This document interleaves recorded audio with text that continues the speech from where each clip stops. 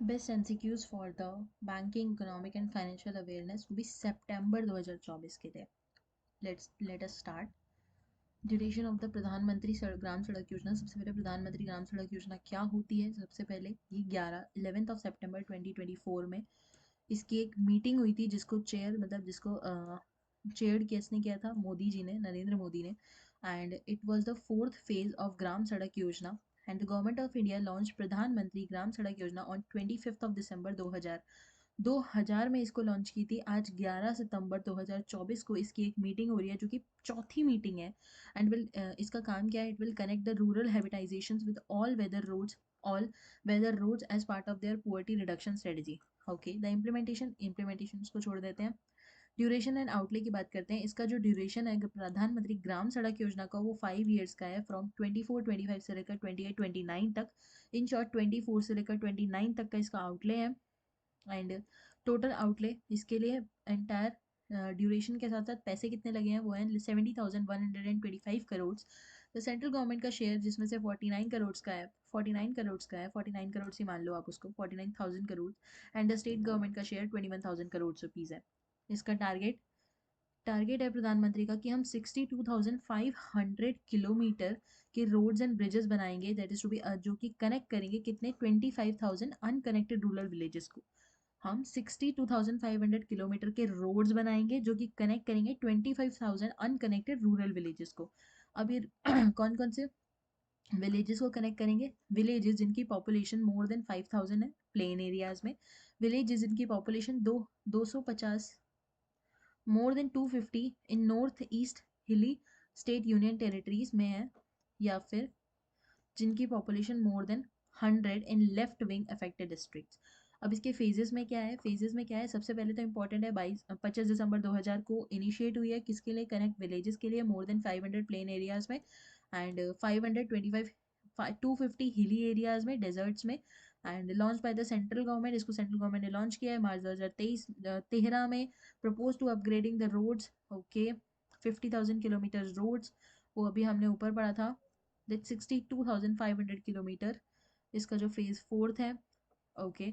और union minister of rural development Shivraj Singh Chouhan ने इसको ओके। तो अभी हमने फर्स्ट क्वेश्चन क्या था, that fourth phase, what is the duration of fourth phase of Pradhan Mantri Gram Sadak Yojana, तो which is that is to be 5 years. अगला question, what is the total outlay of the fourth phase? Total outlay हमने अभी ऊपर पढ़ा था कि टोटल आउटले कितना है, 70,125 करोड़। दोबारा दिखा देती हूँ मैं, ये रहा the total outlay of the प्रधानमंत्री सड़क योजना। ग्राम सड़क योजना का जो फोर्थ है उसका एंटायर ड्यूरेशन और एंटायर आउटले कितना है, 70,125 करोड़। इसको हम दोबारा नहीं पढ़ते। How many roads will be constructed the fourth phase, 62,500 अभी हमने पढ़ा था। Union ministry of government will implement the fourth phase of Pradhan Mantri Gram Sadak Yojana. इसको कौन सी? तो मिनिस्ट्री ऑफ रूरल डेवलपमेंट इसको इम्प्लीमेंट करता है। Consider the regarding to be the Saarthi app. सबसे पहले सारथी ऐप के बारे में पढ़ते हैं। It is an ONDC, open network for digital commerce ने लॉन्च किया है अपना एक सारथी ऐप। किसके साथ कोलैबोरेट करके? भाषणी के साथ कोलैबोरेट करके। This is the reference to the application of the business system creating their own customized buyer side app. It is to be reference किसके लिए है ये, कि हम क्रिएट करें their own customized buyer side apps. It support network participation in building buyers with multilanguage features. और ये app पहले किस किस में लैंग्वेज में था? हिंदी में था, इंग्लिश में था, मराठी में था, बांग्ला में था, तमिल में था। बट अभी हम इसको प्लान कर रहे हैं कि क्योंकि ये भाषणी के साथ मिलके है, भाषणी में 22 लैंग्वेजेस होती हैं, तो 22 लैंग्वेजेस में हम प्लान कर रहे हैं कि ये आ जाए बाय भाषणी। एंड फीचर्स क्या है, ये रियल टाइम ट्रांसलेशन है और वॉइस रिकॉग्निशन है to allow business to the expand market reach के लिए ऑब्वियसली ये हेल्प करेगा। Tap into new regions and the increase customer acquisition. Bhashini क्या होती है? भाषिनी एक इंडिया का एआई है, एआई लैंग्वेज ट्रांसलेशन प्लेटफॉर्म, जिसमें 22 लैंग्वेजेस आती हैं, easy access for the internet and the digital services in the Indian languages. और एआई है, नेचुरल लैंग्वेज प्रोसेसिंग है। ये इंडियन किस किस को हेल्प करते हैं? स्टार्टअप्स को हेल्प करते हैं, इंडिविजुअल्स को, इनोवेटर्स को हेल्प करते हैं। एंड एमएसएमई है, this will help developer to the, ठीक है। The this online platform also has a separate Bhasha Daan section which allow individuals to contribute the multiple crowd sourcing initiative and it is also accessible via respective Android and iOS apps. तो अभी हमने पढ़ लिया what is Sarathi app. तो अभी हम सारथी app के लिए क्वेश्चन क्या पूछा गया. It is design to assist business in creating their own customize buyer side. Yes. It is feature like real time translation. Yes. तो both 1 and 2. What is the duration of mission Mausam. Mission Mausam सबसे पहले पढ़ लेते हैं जो कि government of India ने बनाया है. Cabinet approves mission Mausam I am so sorry mission Mausam to strengthen weather forecasting. Weather forecast को स्ट्रेंथ करने के लिए मिशन मौसम गवर्नमेंट ऑफ इंडिया ने बनाया है. जो कि बनाया कब है, नहीं सॉरी, बनाया किसने है, union ministry of earth science ने बनाया है. जो कि मिशन मौसम स्कीम के नाम से, मिशन मौसम स्कीम के नाम से बनेगा. और इसके अंदर कौन कौन से इंस्टीट्यूट आते हैं. इंस्टीट्यूट ऑफ मेट्रोलॉजिकल डिपार्टमेंट जो कि न्यू दिल्ली का है. इंस्टीट्यूट ऑफ ट्रॉपिकल मेट्रोलॉजी जो कि पुणे का है. National centre of medium range weather forecasting जो कि नोएडा का है, will be the prime institution. इसके अंदर मेनली हमें जो याद रखने वाली चीज़ है कि इसमें 3 इंस्टीट्यूट ने मिल के बनाया है मिशन मौसम को. फर्स्ट इंडियन मेट्रोलॉजिकल डिपार्टमेंट जो कि न्यू दिल्ली का है. Indian institute of tropical meteorology जो कि पुणे का है. National centre of medium range weather forecasting जो कि नोएडा का है. ये याद करने वाली चीज़ है जनरली. अब इसकी जो मीटिंग हेल्ड हुई थी 11 सितंबर 2024 को हेल्ड हुई थी, जिसको नरेंद्र मोदी जी ने उसके चेयरमैन नरेंद्र मोदी जी थे एंड इंडिया रिसर्च हो गया. The other research was an institute that the Indian National Center of Ocean. ये हमें काम नहीं है पढ़ने का. ड्यूरेशन एंड आउटले पढ़ लेते हैं. इसकी जो ड्यूरेशन है वो 2 ईयर्स की है. मिशन मौसम की जो ड्यूरेशन है वो 2 ईयर्स की है. और इसके लिए आउटले जो गवर्नमेंट ऑफ इंडिया ने निकाला है वो निकाला है 2000 करोड़ का. 2000 करोड़ का इसका आउटले है. एक मिनट, हम इसको ऐसे याद करते हैं. 2 ईयर का ही इसका ड्यूरेशन है, 2000 करोड़ का ही इसका आउटले है. मतलब 2 ईयर्स का ड्यूरेशन, 2000 करोड़ का आउटले. ओके. एम क्या है मिशन मौसम का. To boost reach and development in atmospheric science and the water surveillance modelling forecasting and the management. अब इसका यूज़ क्या है, हम इसको कहाँ पे यूज़ करेंगे इन एआई एंड मशीन लर्निंग का. टू प्रिडिक्ट, हम प्रिडिक्ट करेंगे कि वेदर जो है वेदर रिलेटेड सारी चीज़ें हमें इसमें मिलेंगी. मॉनसून का फोरकास्ट मिलेगा, air quality, extreme weather event, cyclones वगैरह विद हाई एक्यूरेसी. ये हमें रियल टाइम डाटा प्रोवाइड करेगा about weather and the climate phenomena. Benefit क्या है इसके, capacity in development in the weather forecasting. It will help government and other stakeholders for the better prepare for the extreme and other events, extreme weather events के बारे में बताएगा for the aviation, shipping, transport, energy, water resources, tourism, health and etcetera. तो अभी हमसे जो question पूछा गया था व्हाट इज द ड्यूरेशन, अभी हमने पढ़ा ड्यूरेशन इसका 2 साल का है, वो भी 2000 ईयर्स का आउटले है. 2000 करोड़ का आउटले है, 2 ईयर्स का इसका वो है. अब टोटल आउटले अभी हमने याद किया था 2000 crore rupees. What is the Ministry of the Government of India that is to be nodal implementing the agency of launched the mission Mausam. Mission मौसम के लिए कौन कौन सी एजेंसी सबसे पहले आई है, तो मिनिस्ट्री ऑफ अर्थ साइंस जो कि अभी हमने ऊपर पढ़ा था. और हम इसको ऐसे भी पता है कैसे कर सकते थे. मिनिस्ट्री ऑफ रूरल डेवलपमेंट का मिशन मौसम में कोई काम नहीं है. अर्थ साइंस हो सकता है. एग्रीकल्चर एंड फार्मर्स इसका भी कोई रिलेशन नहीं है. रोड ट्रांसपोर्ट एंड हाईवे इसका भी कोई रिलेशन नहीं है. तो सबसे इंपॉर्टेंट जो बचता है, जो सबसे ज़्यादा रिलेट कर पाते हैं जिससे हम, क्योंकि एआई बन रहा है तो obviously ministry of earth science होगा. तो option is B.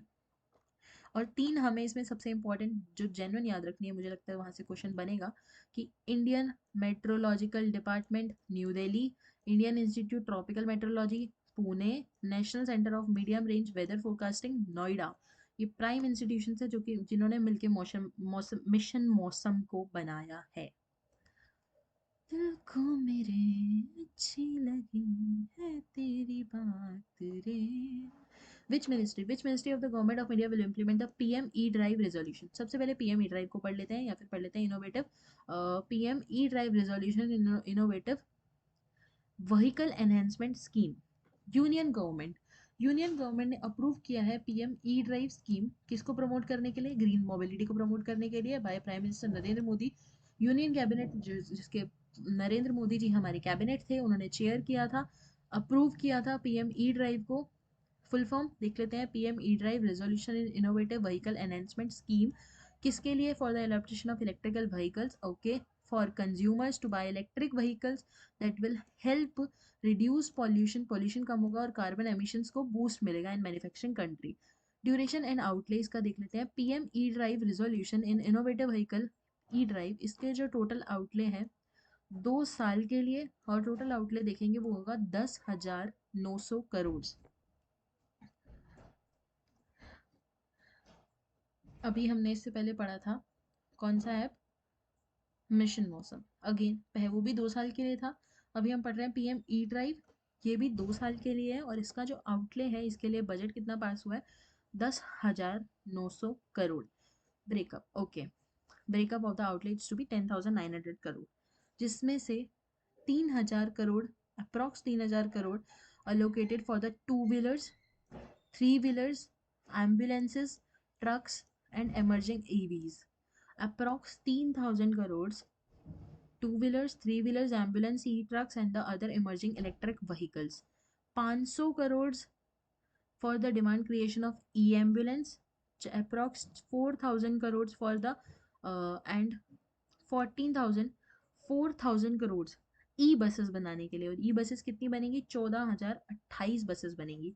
500 crore for E truck, 2,000 crore for installing vehicles that is to be charging station बनाएंगे, उसके लिए 2,000 करोड़ की, मुझे लगता है ये थोड़ा सा इंपॉर्टेंट है कि चार्जिंग स्टेशन बनाने के लिए 2,000 करोड़ इन्वेस्ट हुआ है। And 780 crore for the upgradation of testing agency. The union minister, अब सबसे इंपॉर्टेंट है कि union ministry of heavy industries will implement the PM E drive. किसने बनाई है? Union ministry of heavy industries. Components देख लेते हैं, इसमें हम हमें ये सब्सिडी स्कीम है, इसमें हमें सब्सिडी मिलेगी।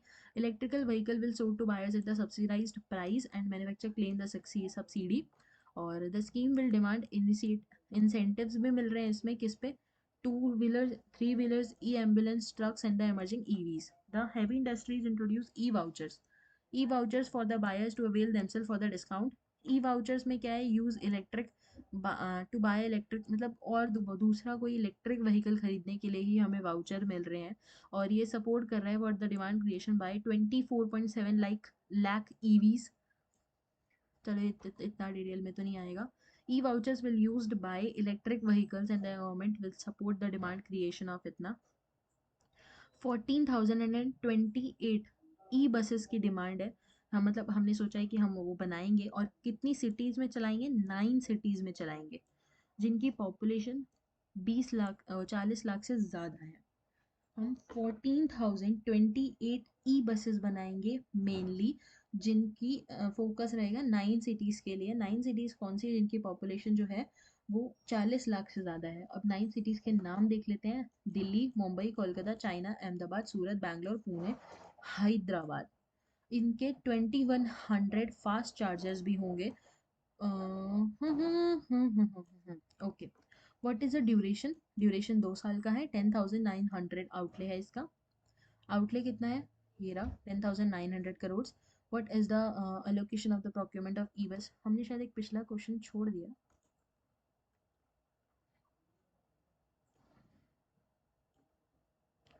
मुझे ऐसा लगा, हाँ,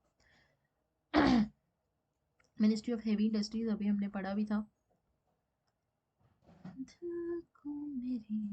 the allocation of the procurement of e buses, e buses के लिए पीएम कितना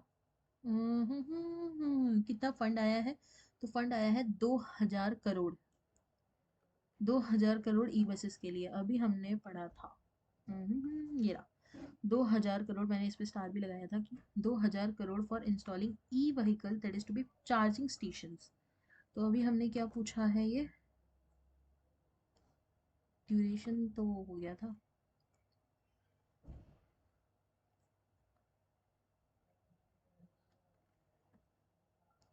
what is the allocation for E trucks? E trucks के लिए 500 crore. Open AI 01 model, open AI 01 model, open AI has released, open AI ने AI model 01 release किया है। ये एक स्मॉलर चीपर वर्जन किसका है? 01 called AI 01 mini.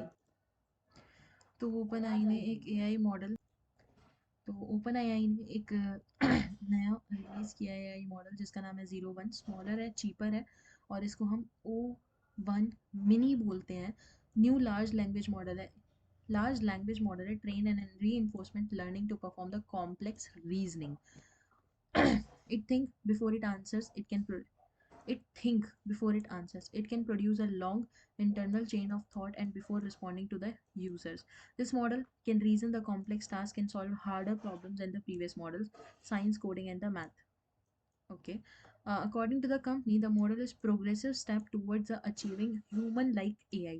Okay, it demonstrates the tangible improvements in key areas and the generating code and tackling the complex challenges with the greater proficiency in its procedures. Okay, it trained it has trained these models to spend more than thinking through problems before it respond.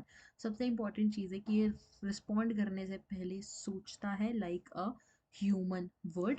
O01 model score 83% on qualifying exam for the International Mathematics Olympiad.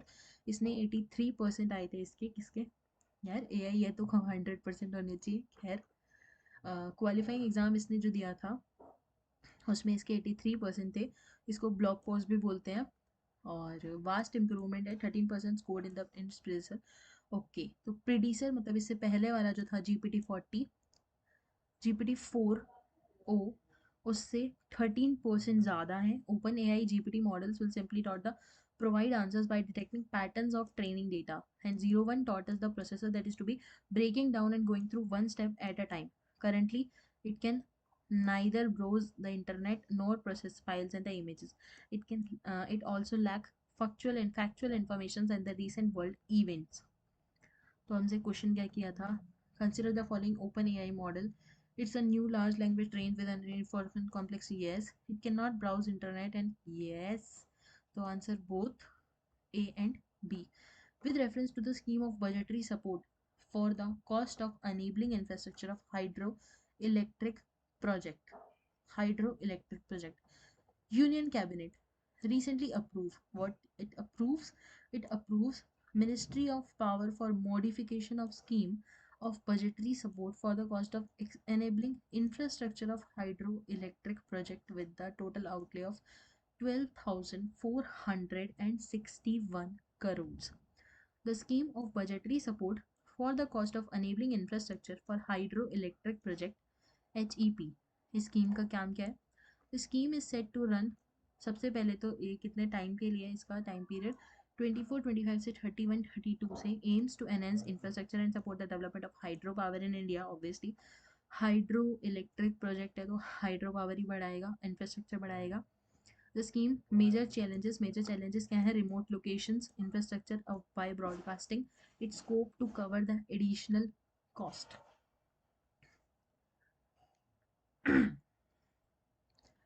It includes funding. इसके अंदर किसकी funding होती है? Of construction of transmission lines, upgrading, pooling substation. ये तो चलो नहीं पढ़ते. Ropeways, railway, communication infrastructure. It support the strengthening the existing roads and the bridges of the project site. It support hydropower project with a cumulative generation capacity 31,350 megawatt. It applies to all hydro projects 25 megawatt के हैं, उन पे लगेगा ये. और इसका जो budgetary support limits है वो 1 करोड़ पर मेगावाट की है.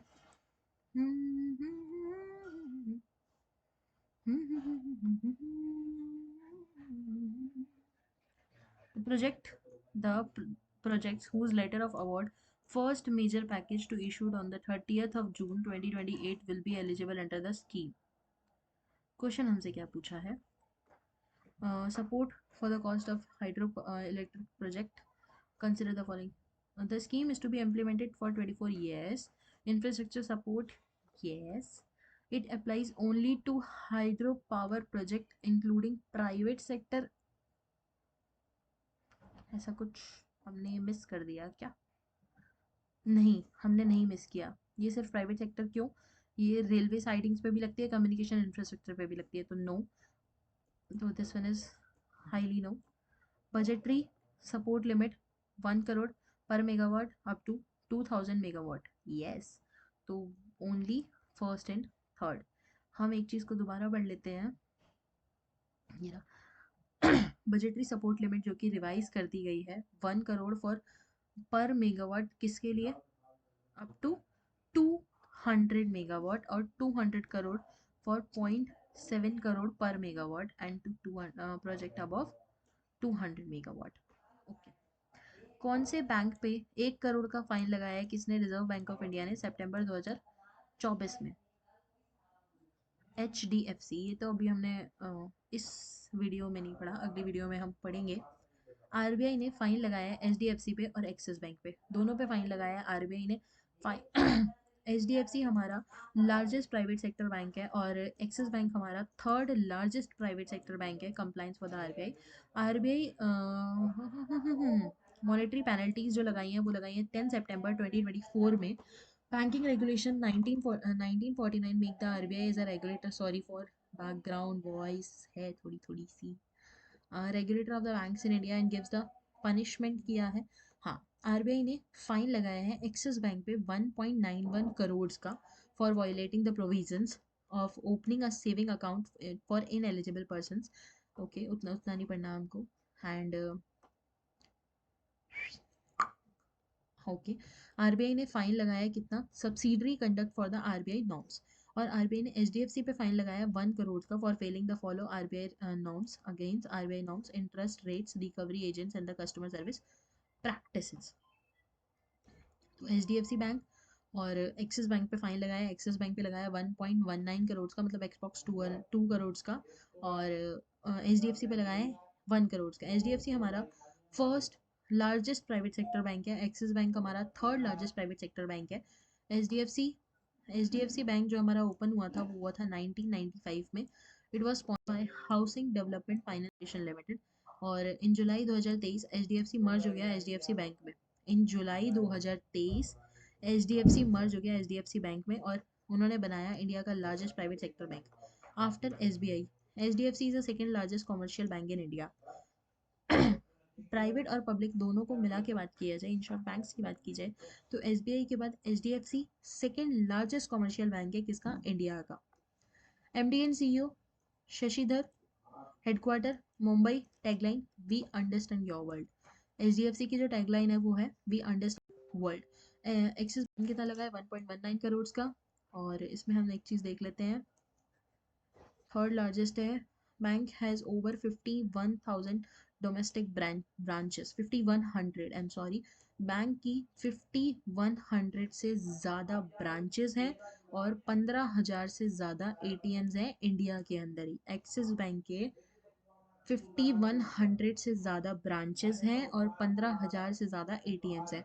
और अगर ओवरसीज ब्रांचेस की बात करी जाए तो दुबई में है, सिंगापुर में है, और गिफ्ट सिटी गुजरात में है। टैगलाइन बढ़ती का नाम जिंदगी। एक्सिस बैंक की टैगलाइन बढ़ती का नाम जिंदगी, और एचडीएफसी बैंक की we understand your world. Headquarters again Mumbai, Amitabh Chaudhry इसके एमडी एंड सीईओ हैं, और एचडीएफसी के जो एमडी एंड सीईओ हैं उनका नाम है शशिधर। ओके, तो the following country has approved the membership of BRICS new development bank. उससे पहले हम ब्रिक्स न्यू डेवलपमेंट बैंक के बारे में पढ़ लेते हैं। अल्गेरिया ने ज्वाइन किया है as a 9th member BRICS new development bank. Algeria ने एक as a 9th member join किया है ब्रिक्स। ब्रिक्स में सबसे पहले कौन कौन सी कंट्रीज आती हैं ये देख लेते हैं। ब्रिक्स में जो कंट्रीज आती हैं वो है Brazil, Russia, India, China, South Africa.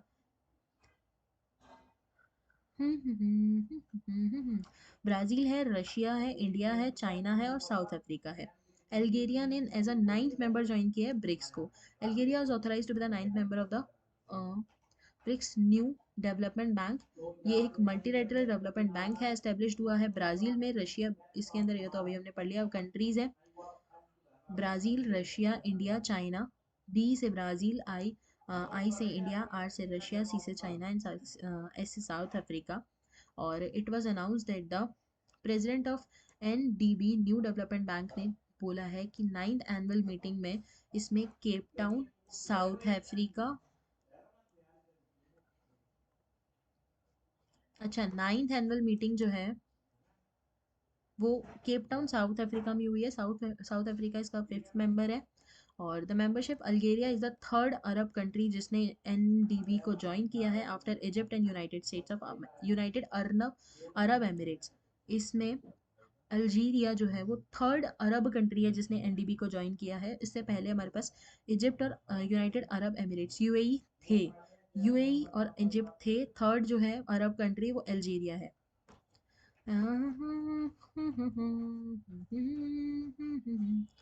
Okay इसको फाउंड किया गया 2015 में। हेडक्वार्टर्स है चाइना में। मेंबरशिप कंपनीज दोबारा देख लेते हैं। Brazil, Russia, India, China, South Africa, इन्होंने बना के ब्रिक्स बनाई थी। लेकिन उसके बाद जो चीज़ें जुड़ी हैं वो जुड़े हैं Bangladesh, UAE, Egypt and Algeria. इसके प्रेसिडेंट हैं दिल्मा वाना, ब्राज़ील के हैं। अनिल किशोरा वाइस प्रेसिडेंट है। इनिशियल ऑथोराइज्ड कैपिटल जो थी इसकी $100 थी, जो कि 1 MLN शेयर्स में डिवाइड थी। पर वैल्यू जो थी वो $1 लाख ईच थी। And initially subscribed is to be okay इतना नहीं पड़ता, इतना डीप में आता भी नहीं है। तो which of the following Algeria ने as a new 9th member join किया है। Which Indian bank is the first major to sign the partnership of the carbon accounting financials? Union bank of India ने announce किया है this decision that sign a become a signatory to the partnership for carbon accounting financials. Okay. This step aligns with the growing global emphasis on the climate change management and recent draft guidelines issued by the Reserve Bank of India for the climate risk disclosures. Okay. PCAF Partnership for Carbon Accounting Financials, union bank of India, याद रखना। बस इससे ज़्यादा इसमें कुछ भी नहीं आएगा। तो अगर हमें पूछा जाए कि first major to sign the partnership for the carbon accounting financials, then आग बंद करके union bank of India.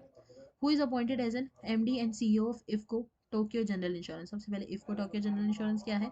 IFFCO Tokyo general insurance has been appointed as a Subrata Mondal as the managing director and CEO. उसके बाद मोंडल जिनको एसोसिएट किया गया था since 2001 में and bring 36 years of experience in the insurance industry as a new leadership. IFCO Tokyo General is a 15:49 joint venture between the Indian Farmer Fertilizer Cooperative and the Tokyo Marine Group, one of the world's largest insurance companies based in Japan. तो सबसे important है कि MD and CEO of IFFCO general insurance company limited के MD and CEO कौन है? तो वो है सुब्राता मोंडल, जिन्होंने 2001 से हमारे साथ हैं। 2001 से मतलब हम इसको करीब करीब आज 23 साल हो चुके हैं। Consider the following statement is PM E drive हम पढ़ चुके हैं। Electric mobility promotion scheme in India approved for the period of 2 years for 2 years for 2000 rupees 2000 crore rupees under the scheme. Aadhaar authenticated e-voucher is availed. Yes, both first and two. Which bank has launched 3 new offering to ease payment for computers? Important चीज। SBI SBI launches 3 new offering for ease payment for the commuters. SBI ने 3 नई offerings लगाई हैं किसके लिए? For ease payments के लिए।